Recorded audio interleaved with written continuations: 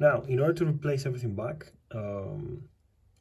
they advise us to take these notches here in the crankshaft and align them to the top, so it should be pointing towards 12 o'clock. But I want to tell you why I'm not going to do that. Everything's clean. I'm gonna just prepare the surface. Let's say just put a little bit of alcohol, and that's it. And let's go to the oil pump. Now, if you take a look to the oil pump, and I just try to see the gears, one of the gears pushing toward this side, let's say. You see the notches here, right? These notches should be aligned to the notches in the crankshaft. Now, instruction says that there is one of these notches with a little shape or something that we should align with respect a line. I'm just looking for it. Ah, there you go. You see the square? Good. This one, which is this one here, is to be aligned with respect to this line here. Now it's all correctly aligned. You can see the notches, right? There's none of them is pointing towards 12 o'clock. That's why I'm gonna leave it like this. So I'm gonna prepare the surface and place this gasket. Now the gasket is aligned, is placed through these one and two dowel pins. Now it's oil time. We need to apply oil to the crankshaft and also a little bit of oil on the oil seal in order to slide everything properly, so everything is lubricated and there is no friction at all. I would advise to just add engine oil, the one that you're going to use later here. Oil seal lip gently oiled. Now it's time to push this thing in. Now the service manual asks to lubricate the crankshaft polygon cams, so these ones, and also place this one like at 12 o'clock. And that's what we're going to do, and therefore this screw here. Crankshaft polygon cam is aligned already at 12 o'clock, and I removed the screw. For this you need an impact wrench for sure. And voila, there you go. Now remember, we will need to bring the crankshaft back to its original position, that's for sure.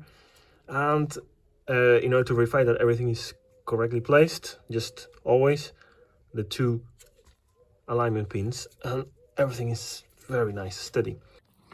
Time to secure these bolts at 12 Newton meters. Service manual advises you to replace them. What I did is I just checked the thread is in very good condition. It's 12 Newton meters, not 30. I did some bluing and I didn't grease them. So what I'm going to do is apply some Loctite for securing the nuts. Let's remember again the distribution of the bolts, because I made mistakes, of course.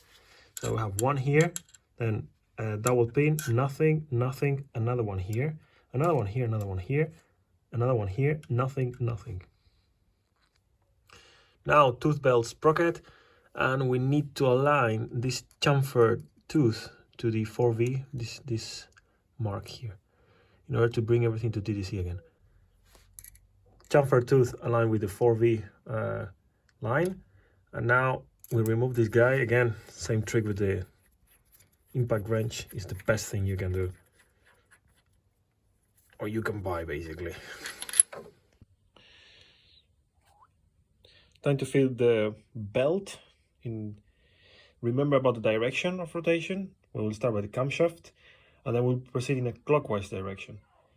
From here to the tensioner, well, not the tensioner, but the pulley that is there, and then we'll continue with the pinion from the crankshaft, and then finally with the water pump, and we will add the tensioner. Now, coupling, drive, tensioning, roller. If you don't know what this is, it's this guy here.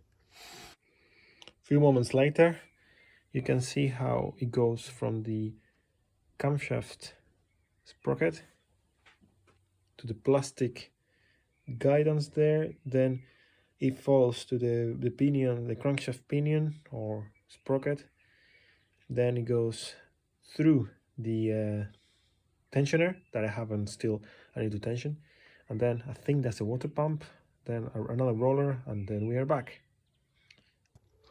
Now about the tensioner. You can see how it needs to be positioned. You see the U-shaped bracket, it needs to be basically kept in place by the bolt right there with the vertical white line, and then with the Allen key we will turn this tensioner counterclockwise till the moment the arrow reaches the notch that is right here. Then we will tighten this hex screw to 20 Newton meters. Can you see the arrow? Yes, it's pointing towards that little notch there, and I know there is a perspective spraying a roll here. But before that, we remove our tool from the crankshaft. Now it's time to verify that everything is in the correct position. I fitted the screw again. This is one of the lines, which is well, this is the notch for the other pulley that goes here. But then this is our chamfer tooth, and it's perfectly aligning with this mark here. And we need to retain the crankshaft for 2 turns and then verify that everything is correct. So in the camshaft and here.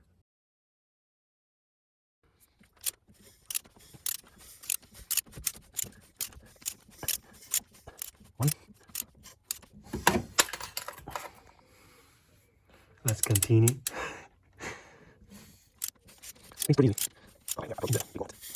can hear the compression because, of course, I forgot to unplug the spark plugs, so there is compression in the cylinders.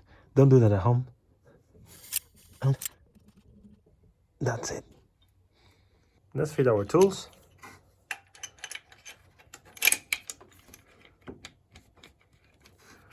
I think this is okay, and this is okay. Our arrow is a bit out of the place. We need to readjust the tension there, but then the crankshaft is all good. Few more tries later, there you go. It's just, yeah, I think it's a bit of a trading between the torque you're applying to the nuts, and also because what I figured out is if you apply with the Allen key the right torque, and then you reach the notch, and then you apply the torque on the hex key, then the arrow goes down way more in this case. So I had to play around a little bit, and now all good after turning the crankshaft 2 times again. Tool head belt guard is in. Remember about the screws, one on the right hand side, the other one right behind this tensioner, and then the 2 clip system that you can see already engaged from the top. Now it's time to fit this pulley. We have a little issue because we must use a new screw and then we need to apply 90 Newton meters plus 90 degrees, and the screw needs to be properly greased. I think it's just copper grease, so we prevent sizing or gulling. And I don't have it. I literally brushed this one and blew this one. It's not in the best condition ever, but the threads are not bad at all. So I'm thinking of reusing it for now. And whenever I detailed the distribution system, I will buy a new one. Now, how to mark 90 degrees? Well, I don't know if you can see the socket there. It has a line, so that's going to be my reference. I need to turn it 90 degrees. So, pulley and tensioner back, and the belt is also back. Just in case you don't know or you forget, like I did, this is the direction of rotation, and then it goes back into the tensioner and then goes up to the alternator.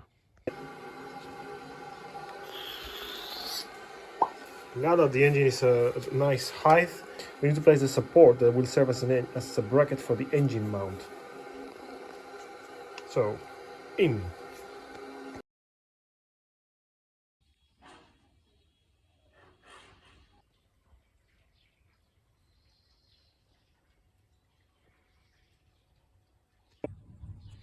That's in.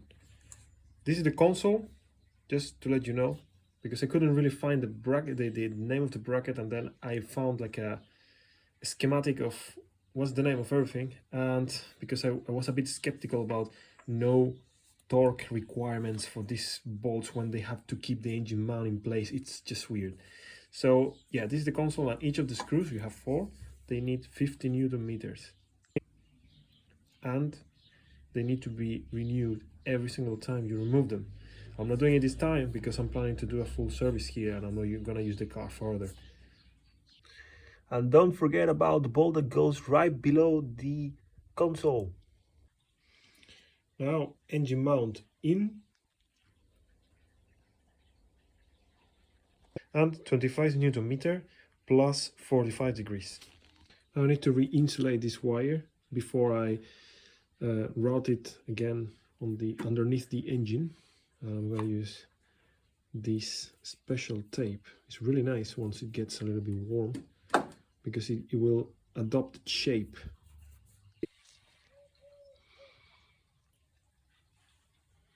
Not that bad, isn't it?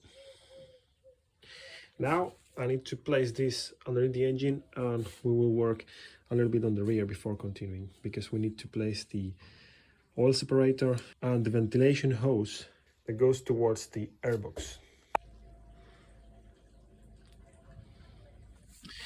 One thing to notice, the O-ring here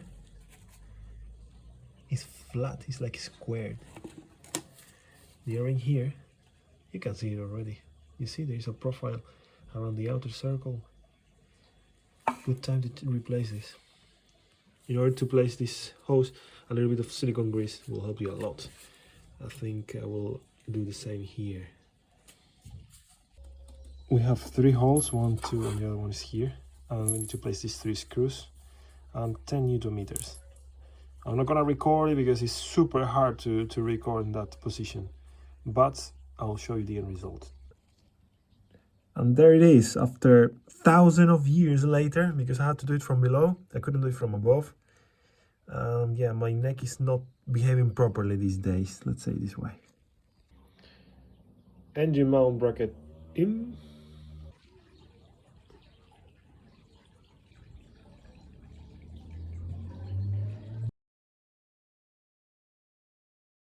This is how it looks like. I haven't finished yet, just a few tips. You may need to align the engine with respect to your bracket, this one.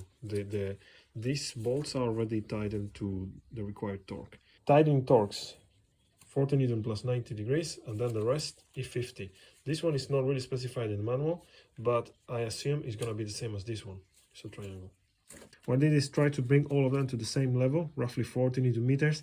Then I will do 50, 50, 50, and then this one 40, and then this one 90 degrees. And of course, this is what happens to the paint. But it already happened in the previous one. So now the bracket for the power steering reservoir, I think around 12 Newton meters here and here is just fine. Inlet pipe of the air intake. My recommendation, place this first, then the steering reservoir, because you have a bolt right below this EPDM hose. Time for the airbox. Well, there is no air filter, therefore the hose is unplugged, just to remind me that I have to place one, but I'm still waiting for it. But look at that, it's amazing, it looks amazing. I managed to care a little bit with the plastic with some synthetic care product, but happy. Now the cover for the camshaft sprockets. Ready. One thing I really wanted to do, this. Look at that. No words, huh? New one.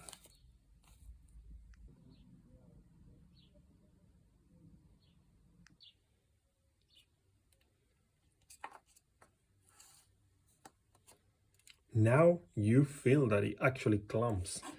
Before it was nothing, now it's very good. So we are contributing to recreate that leak tightness again in the whole engine. Let's see if we manage. New filter. Official Volkswagen oil and filter, an oil filter. It's just, let's open it. It needs to be, I don't remember how much it needs to be. 20 Newton meters, and we need to add some oil into the gasket here on both sides. Yep.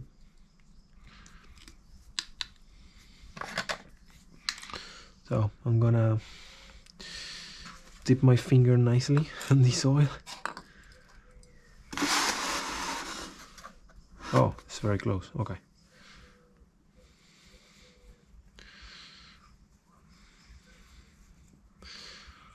I think this should do it.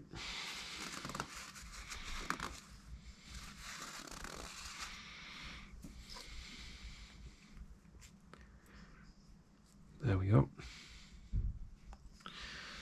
Now this one goes. Man, this oil is so runny. Wow.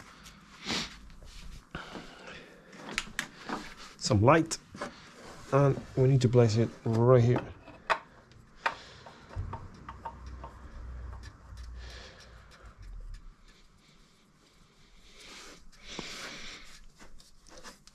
Let me take this top wrench. I think we need a 30. This is a 30. Oh, good memory. 20. Oh, 20 Newton meters, so this one is gonna work already. Okay. Now, place it this way.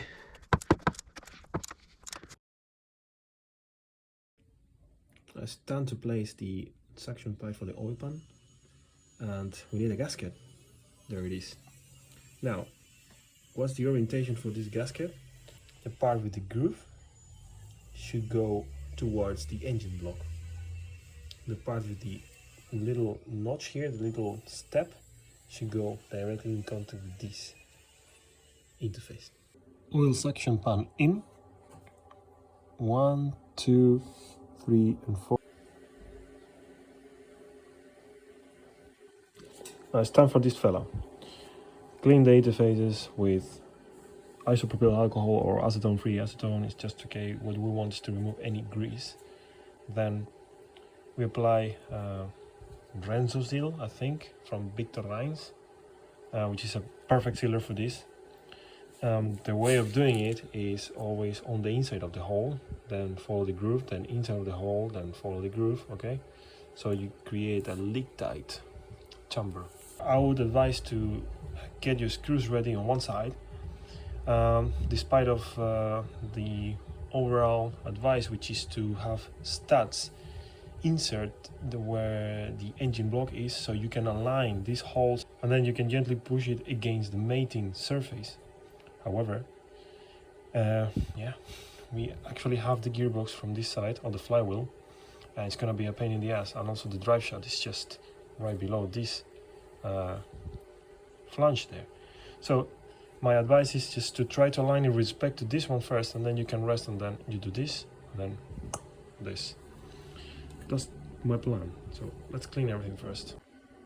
This is how it looks like after cleaning the engine side. So pay attention to this.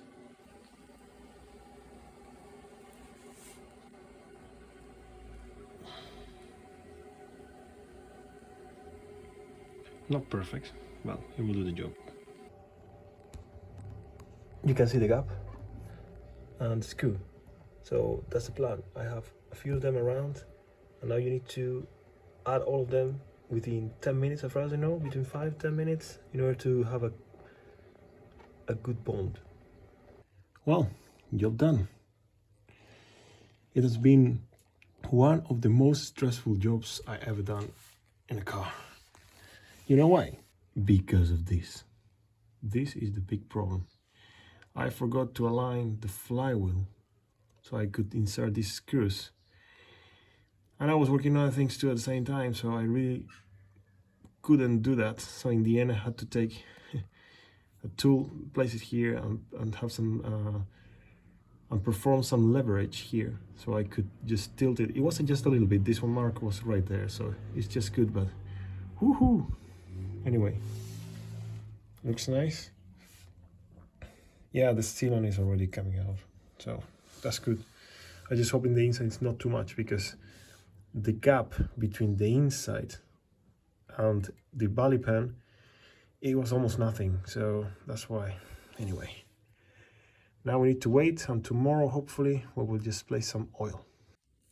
Now I have placed the connectors for the alternator, and also, if you see there, the ground. Just temporarily, because I would like to figure out or to remember how I did the why the routing was done. Like so, you see, and now I need to place this bracket.